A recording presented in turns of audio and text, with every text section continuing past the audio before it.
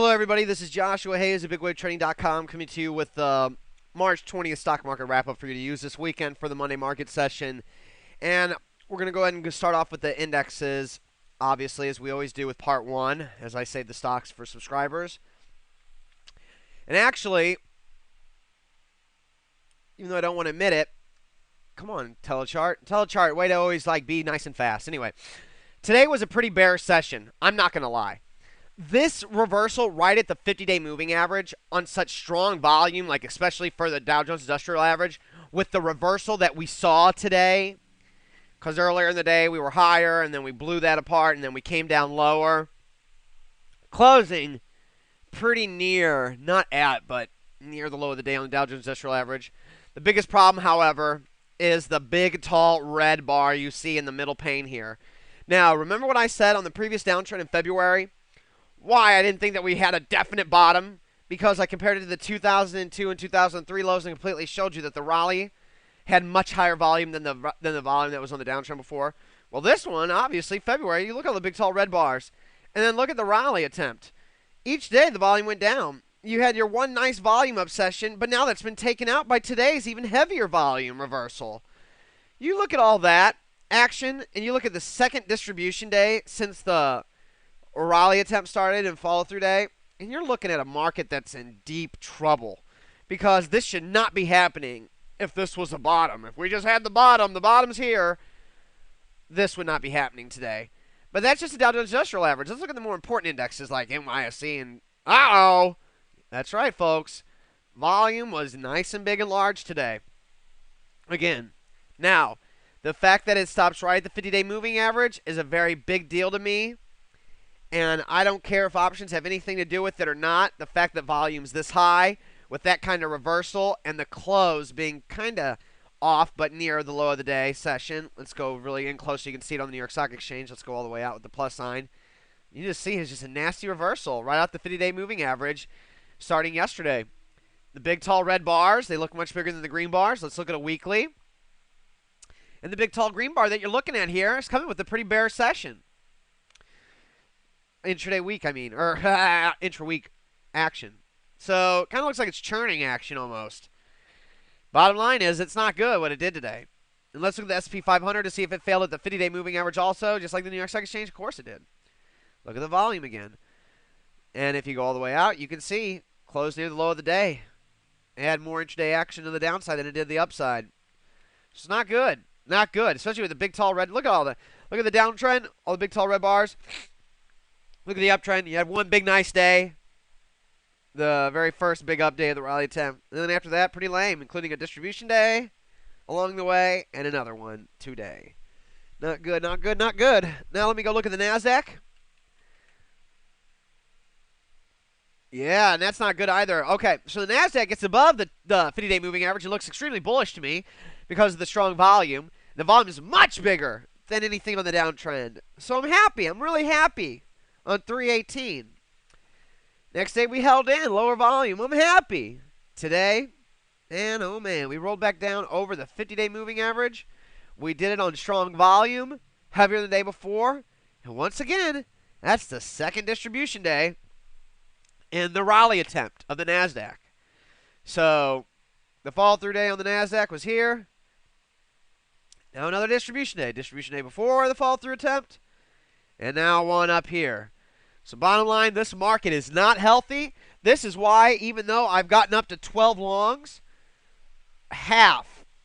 And actually, we got some sells today too, folks. We got to take our profits and get out of some of the longs that we have long.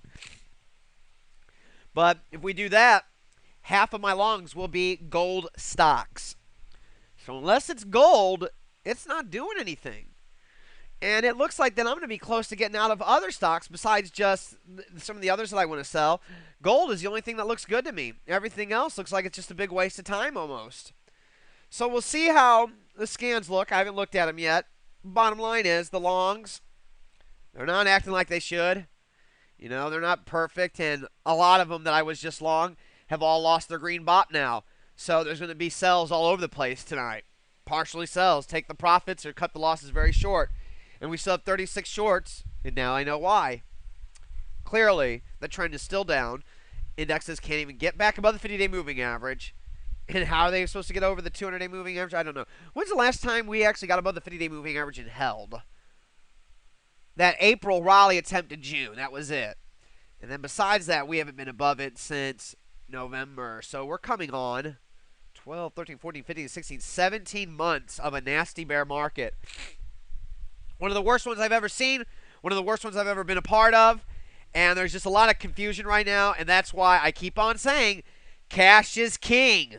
Especially when you take that cash and you buy gold with it. You get my hint? You catch my drift? I hope you do. If not, I don't know what I can do for you. Let's look at the Chinese stock market. Why? SSEC-X only? Okay, I guess so. And as you can see, China wasn't down. It was up again. Let's look at this chart since September, October, November. Look at this is China, SC Composite. Look at the weekly there. Man. Now let's look at the New York Stock Exchange during that time, or the NASDAQ, excuse me. Not bad, but still drifting down. New York Stock Exchange. Not bad, but drifting down. The only one that's drifting up is the new leader, China. China is well off the lows by a whopping 33%. That's 11.4. 33%. Let's look at the New York Stock Exchange since 11.4. 33% gain for the Shanghai SC Composite. 23% loss for the New York Stock Exchange. That means the Chinese SC Composite Index is outperforming our market by 50%.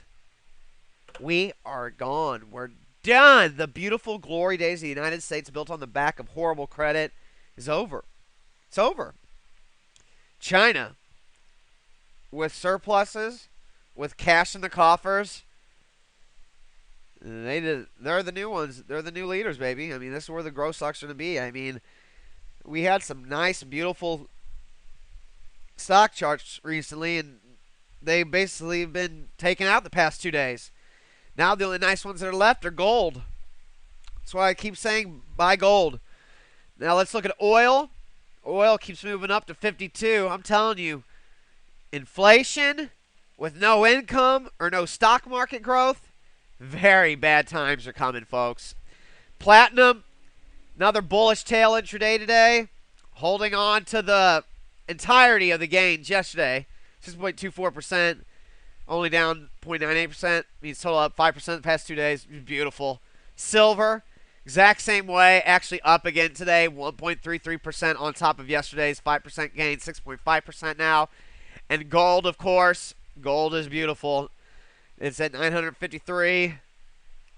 Whatever, it's fine to me. It's just buy gold, baby. I sad. I never thought I'd have to say anything like that. What's more sad is after September 11th, I made the call to buy gold.